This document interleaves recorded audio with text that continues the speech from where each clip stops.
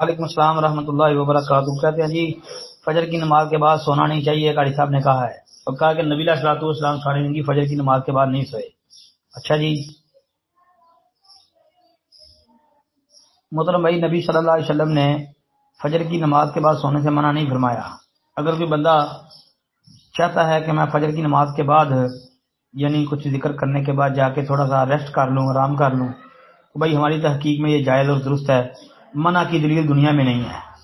یہ یاد رکھیں کہ نبی صلی اللہ علیہ وسلم نے ایسا کرنے سے منع نہیں فرمایا، منع نہیں ہے کہیں بھی، اور منع کی کوئی بھی روایت صحیح ثابت نہیں ہے۔ جو روایتیں اس حوالے سے پیش کی جاتی ہیں کہ جی فجر کے بعد سونا منع ہے، وہ شیخ البانی رحمۃ اللہ علیہ کی سلسلہ ضعیفہ والموضوعہ کے اندر دیکھ لیں، اور امام بہقی وغیرہ کی کتب کے اندر دیکھ لیں، کوئی بھی روایت ثابت نہیں ہے۔ اور اس کا جواب پہلے ہم نے گروپ میں دیا بھی ہوا ہے، فجر کے بعد سونے کی ممانت والی روایت کو جو ہے حوالے سے۔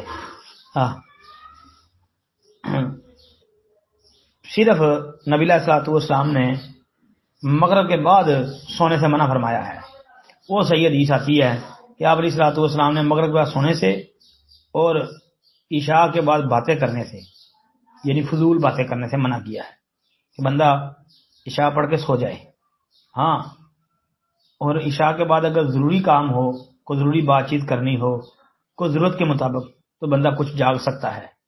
لیکن یہ بھی غلط ہے کہ جس طرح آج کل ہمارے یہاں معاشرے میں ہے کہ بغیر وجہ کے یعنی بغیر ضرورت کے بندہ جو ہے رات جاگتا رہے۔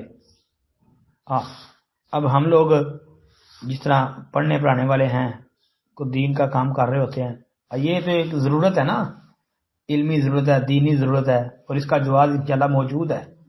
باقی فضول جاگنا یہ درست نہیں ہے، اور سونے کی ممانت صرف اور صرف مغرب کے بعد نبی علیہ الصلوۃ والسلام نے حدیث میں بیان کی ہے۔ السلام علیکم ورحمۃ اللہ۔